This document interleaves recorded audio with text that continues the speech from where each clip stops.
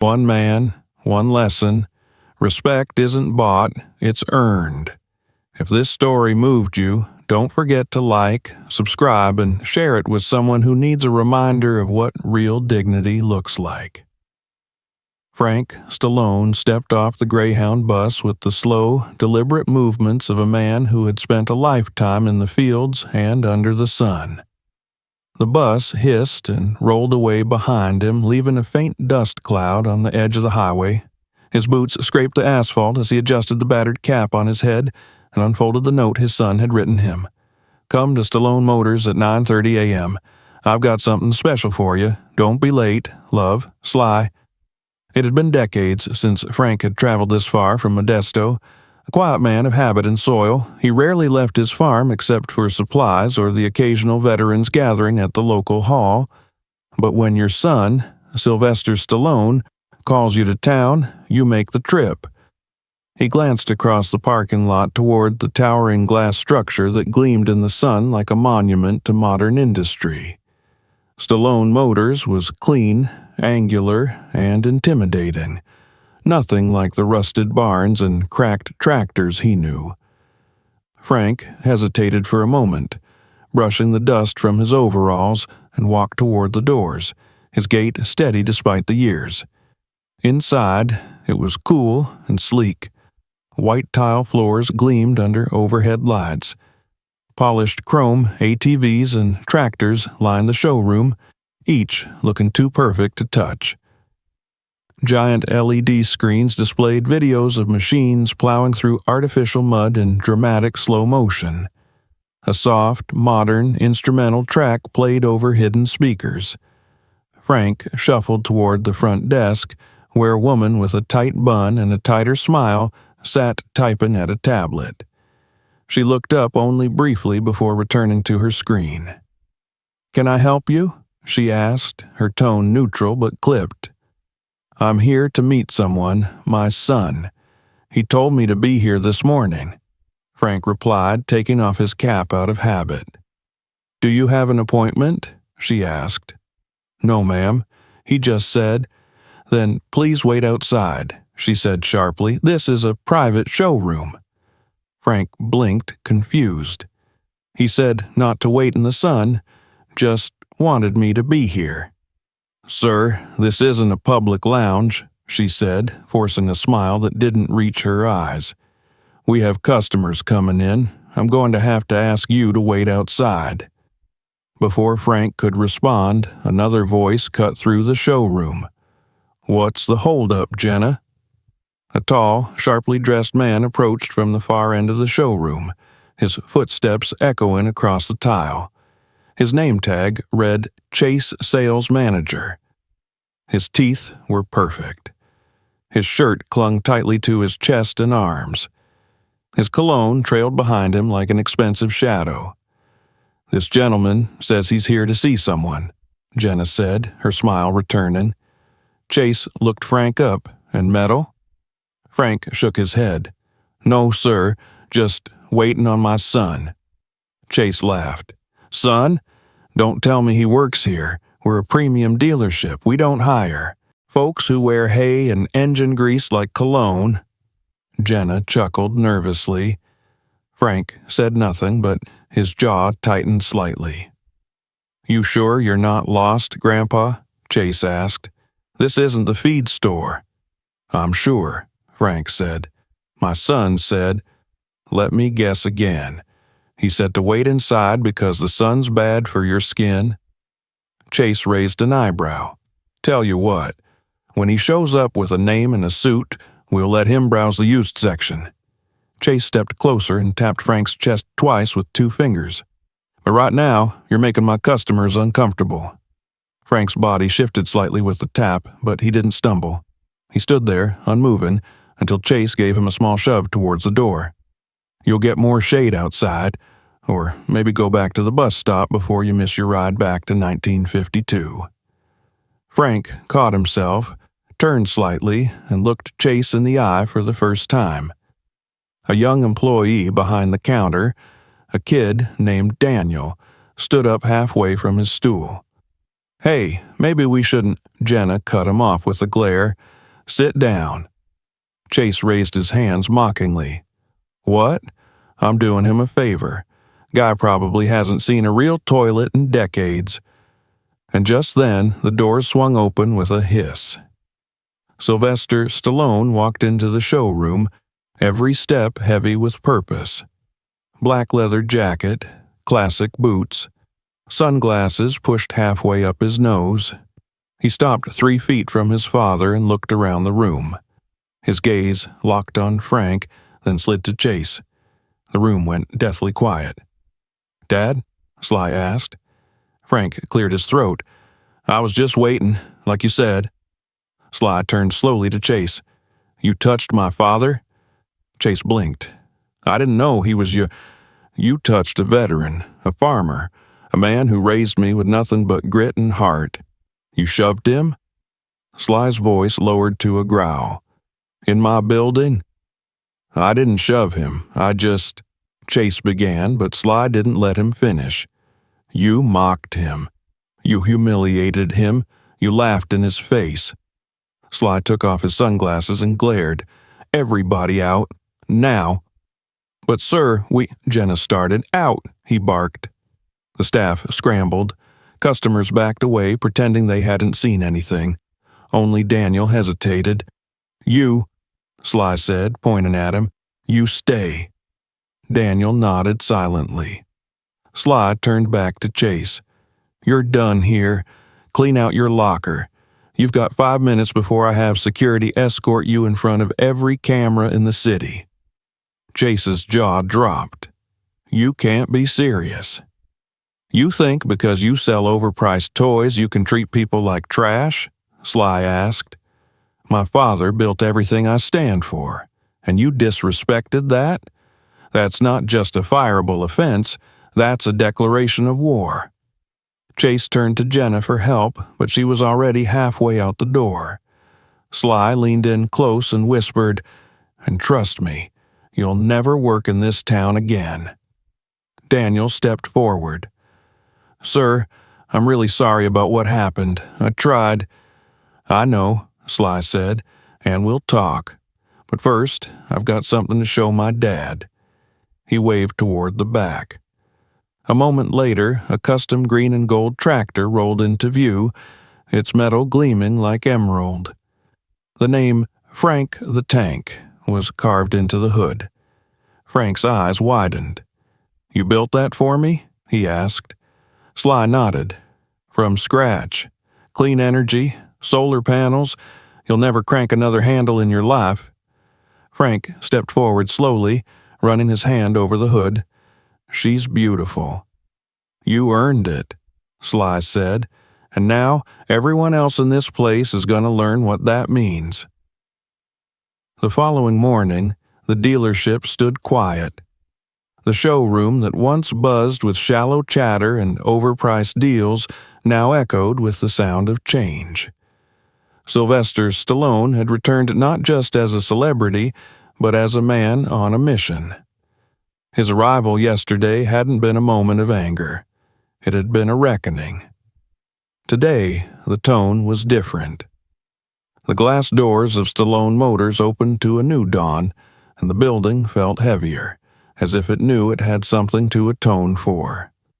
Frank Stallone sat quietly in the break room sipping black coffee from a new ceramic mug with the logo Frank the Tank printed on the side. His hands still bore the scars of years on the farm, but his face looked more at peace than the day before. Across from him sat his son. No cameras, no fanfare. Just a father and a son, sharing a morning of silence that meant more than words. In the main office, Sylvester gathered what remained of the staff, the few who hadn't fled or been fired. Daniel, the intern, stood near the back, nervous but attentive. Maria Gutierrez, a mechanic who had been twice denied promotion under Chase's rule, waited nearby, arms crossed, guarded but curious. Sylvester addressed them all. "I didn't buy this place to sell toys to rich men with soft hands. I bought it to build something real, something that could outlast us. What I saw yesterday disgusted me, but it also reminded me why I started this dealership in the first place. He paced slowly as he spoke. This showroom used to stand for pride, craft, dignity. But somewhere along the way, it got hijacked by people like Chase, people who think a suit is worth more than a soul. That ends now. He turned toward Mariah. You interviewed twice. They said you weren't the right look for front-end work. What I see is someone who knows machines better than half the guys we've had on payroll. Maria blinked. You mean, you're the new general manager, Sylvester said, effective immediately. There was a brief silence, then scattered applause. Maria looked down, shocked but nodded. I won't let you down. I know, he said simply. Sylvester's reforms moved fast. By noon, the showroom had new rules posted near the front desk. Respect first, no mockery, no assumptions. Anyone who insulted a customer based on their looks, clothing, or background would be dismissed. A new sign replaced the glossy digital advertisement in the front window. It read, Real machines for real people. By the end of the week, Daniel had been promoted to Assistant Operations Manager, tasked with overseeing the delivery pipeline. He took to it naturally, quick to learn, respectful, and methodical. Sylvester made it clear to him loyalty wasn't about saying yes. It was about standing up for the right thing, even when it cost you. I saw you hesitate yesterday, Sylvester told him during a private meeting in his office. That's not weakness, that's conscience. And now I want to help you turn that into strength. Across the city, word of what had happened at Stallone Motors spread. A video captured by a customer had gone viral. A sweaty, arrogant Chase mocking an elderly man in overalls, only for Sylvester Stallone to walk in moments later and fire him on the spot. News outlets covered the story not just because of the celebrity angle, but because it struck a chord. Respect, family, dignity. Things people were desperate to see defended again. But not everyone was celebrating. In the shadows of the loading bay, a new conversation began. Danny Collins, a shift supervisor and Chase's younger brother, seethed quietly. He had stayed silent during the confrontation, hoping to keep his head down and ride it out. But now, with his brother fired and replaced by people he saw as unqualified nobodies, resentment burned through him like acid. You believe this crap? He muttered to two other longtime employees, Steve and Nolan. Some old man stumbles in off a bus and now everything's flipped upside down. Chase built that sales team. We made this place run. Steve leaned against a stacked pallet. He embarrassed us all. Maybe it's time someone reminded Stallone this isn't a movie. Danny's face twisted. Exactly. He's an actor, a washed-up one at that, doesn't know the first thing about this business. You think he's gonna last? What are you thinking? Nolan asked, eyes narrowed. Danny's voice lowered. We remind him that this place doesn't function without us. We hit him where it hurts. The next shipment leaves in 3 days. If we reroute it, delay it, mess with the inventory system, we'll cause enough chaos to make him look like a fool. Steve frowned. That's risky. He won't even know what happened. Couple of bolts loose, a misfiled invoice. It'll look like a systems error. They agreed to meet that night after hours. But what they didn't know was that Stallone had already been 3 steps ahead. After the incident with Frank, Sylvester quietly upgraded the facility's internal systems. Discrete cameras were placed near inventory docks. Software was installed to monitor real-time access logs.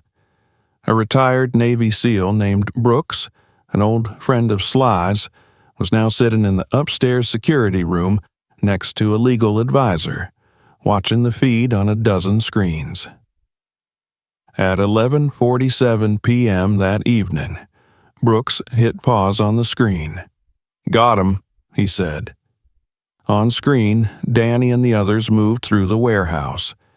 They loosened bolts on a tractor's suspension, deleted a shipping label from the system, and replaced it with a dummy order headed to an untraceable location.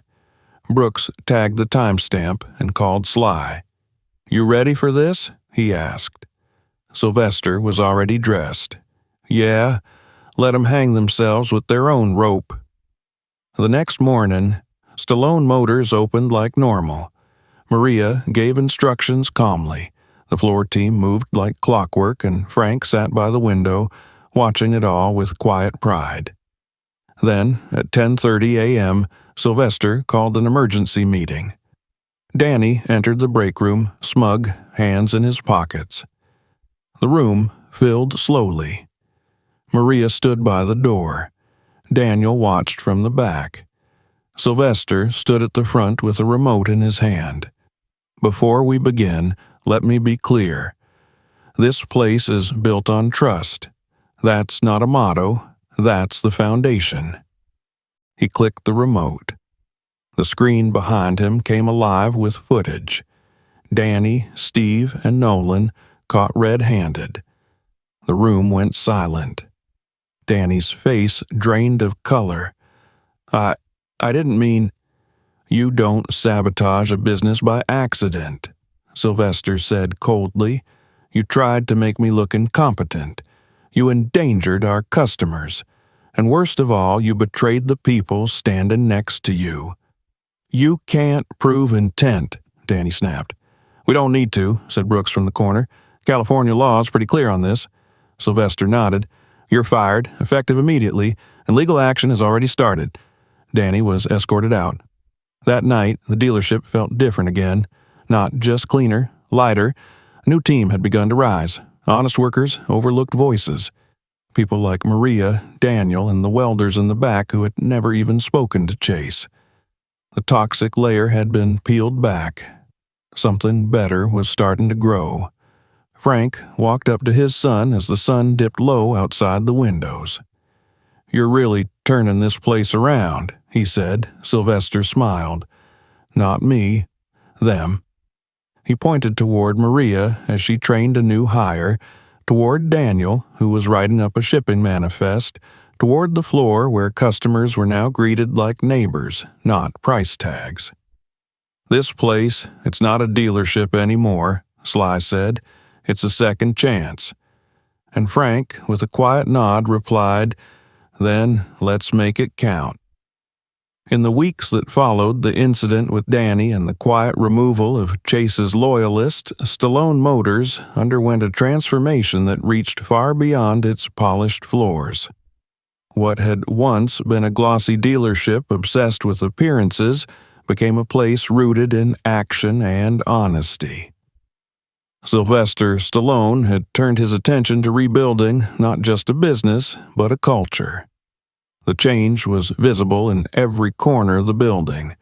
Employees who once kept their heads down now stood tall. The break room, once silent and cold, buzzed with quiet camaraderie. New faces appeared: veterans, single parents, immigrants with strong skills but few chances. Frank Stallone watched the evolution with cautious pride. He came by every morning, more as a habit than obligation, sipping his coffee and nodding to each employee who greeted him. Everyone knew who he was now. But no one treated him like a celebrity's father. They treated him like a man who had earned respect the hard way. Maria Gutierrez took to her new position like a natural. She balanced discipline with empathy, always the first to arrive and the last to leave. She instituted morning briefings, safety audits, and even a mentorship program for young hires. Daniel thrived under her leadership, streamlining the logistics system and catching shipping errors before they became disasters. The team was sharper, faster, and prouder than it had been in years. Stallone Motors' reputation began to change. Local news stations followed up with stories on how the dealership had fired its former management for disrespect and was now hiring through a veteran-owned recruitment firm. Families from all over the state started driving out just to shake Frank's hand and take pictures with Frank the Tank, now parked proudly in a glass bay up front. Sylvester remained in the background for the most part, preferring to let others lead. But he kept a watchful eye, offering guidance only when needed. One afternoon, Maria entered his office with a concerned look. "We just got a letter from the State Dealers Association. Someone's filed a complaint against us for inventory fraud." Sylvester didn't react. "Let me guess," he said. "Chase?" "Possibly," Maria nodded. "It's anonymous, but the language sounds familiar." Sylvester leaned back in his chair, eyes narrowing. "He's not done yet." "We can prove everything we've done is clean," Maria said. "Every record, every sale, every tax document." "Then we fight it," Sylvester said. "But we don't let it slow us down. Let the truth walk while the lies run." The team prepared for a possible audit, confident but alert. Legal reviewed all contracts. IT pulled up clean digital records. The complaint was dismissed within the week. To show the staff that the future was in their hands, Sylvester hosted a meeting in the main showroom. It wasn't flashy. No podiums, just him, Frank, Maria, Daniel, and the staff standing in a circle near the tractors and machines they'd assembled. "You all know what we've been through," Sylvester began. "But what you may not realize is that this place survived not because of me. It survived because you didn't give up when things got ugly. That's what real work looks like." He paused and looked around the circle. "Chase thought he ran this place. Danny thought it would fall without him. But they were wrong. They built something hollow. You're building something that'll last." The speech was short, but it landed. People clapped not because they had to, but because they believed it. Later that night, after the staff had left and the sun dipped behind the hills, Frank and Sylvester stood in front of the dealership's new wall display. It had taken weeks to install, carved from reclaimed wood and steel. At the top, a simple quote was engraved: "Earned, not inherited." Below it were plaques bearing names, not celebrities or executives, but employees. Mechanics, salespeople, receptionists, cleaners. Each name was followed by the words, "Rebuilt with Heart, 2025. Frank ran his hand along the edge of the wood. "You could have done anything, you know," he said. "You didn't need to do this." "Maybe not," Sylvester replied, "but I needed to make something that mattered." The next day, a local reporter requested an interview with Sylvester. He declined. Instead, he directed them to Maria. "She runs the place," he said. "She tells the story now." Maria handled the press gracefully, focusing on the team's success, the hiring practices, and the new programs being launched. When asked about the incident with Frank, she said, "What happened that day was a mistake. But how we responded, that's what defines us now." Meanwhile, Chase tried to rebuild his career through a private consultancy, but word of his behavior followed him. Companies hesitated. One refused his proposal outright, citing unethical leadership behavior caught on video. Frank heard about it and said nothing. He didn't want revenge. He wanted change. That's exactly what he'd gotten. That Friday, Stallone Motors hosted a barbecue for the team and their families in the back lot. Food trucks lined the driveway, kids played near a bounce house, and Frank helped hand out hot dogs while telling old farm stories to anyone who'd listen. This one time, I had to pull a tractor out of the mud with a broken winch and a prayer. People laughed. Sly stood off to the side, watching the scene unfold like a proud stage manager.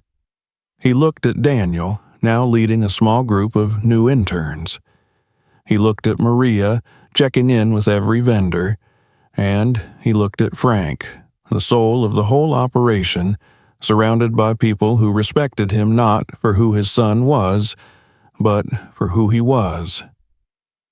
As the sun dipped low again, Sylvester took a quiet walk through the showroom. He passed Frank the tank, polished and sitting beneath a custom spotlight. The silence felt earned. He paused near the new quote wall and touched the plaque with his father's name. Not for glory, not for a headline, but to remember that every machine, every brick, every decision was a piece of something real, something that couldn't be bought. As he turned off the showroom lights and locked the front doors behind him, he glanced back one last time.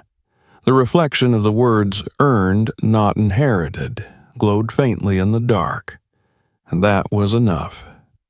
The morning sun rose over Stallone Motors, casting long golden beams across the polished asphalt.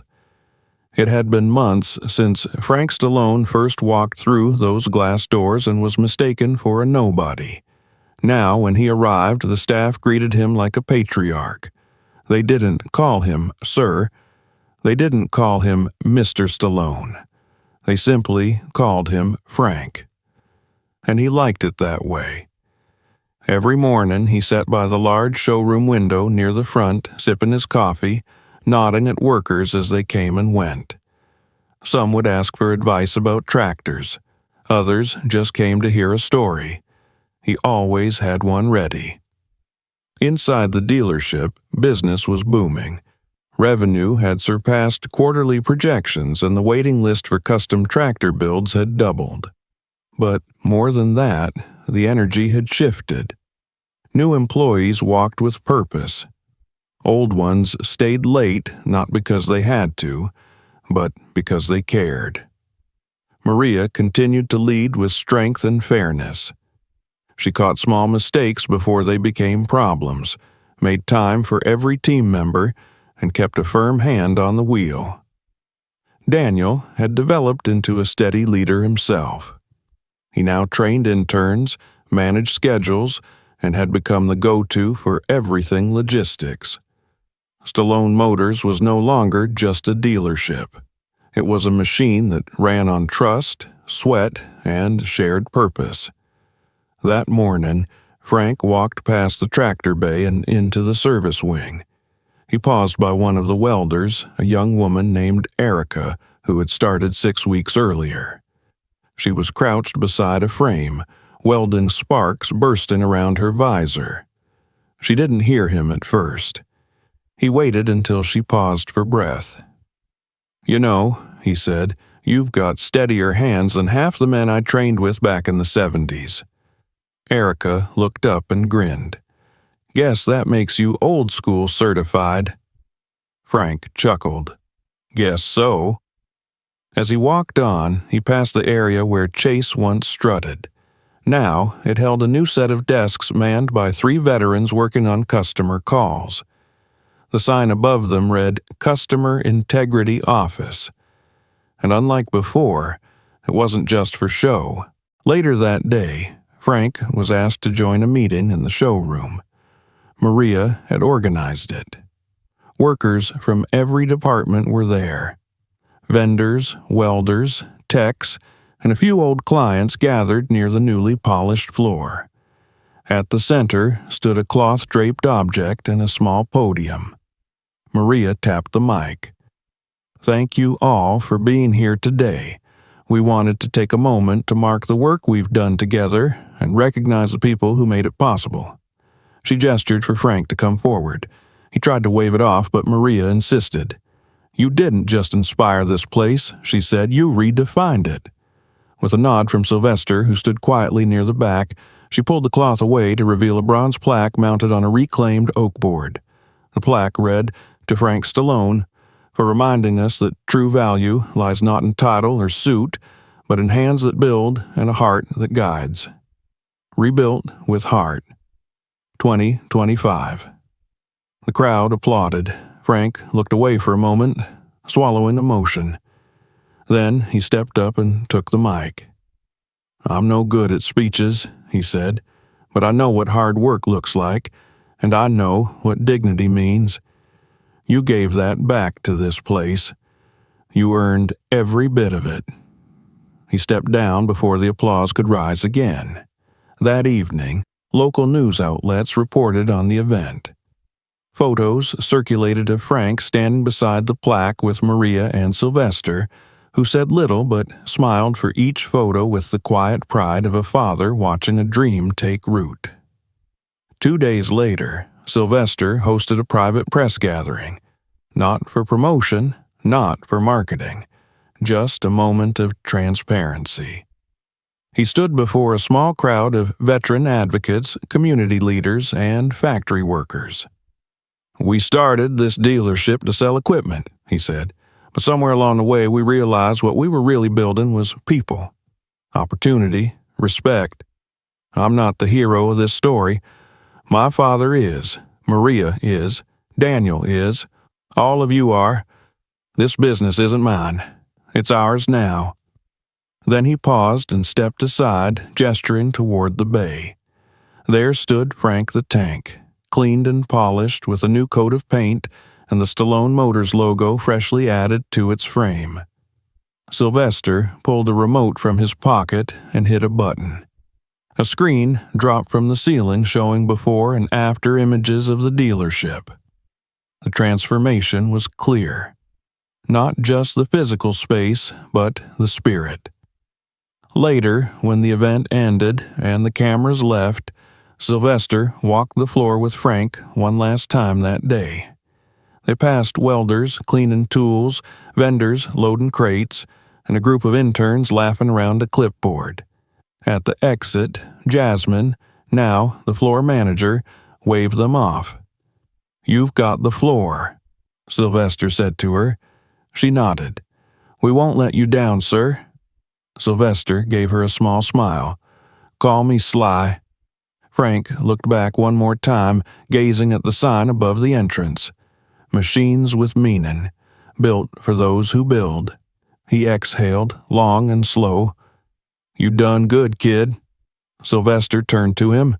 "No, Dad, we did good." They walked out side by side.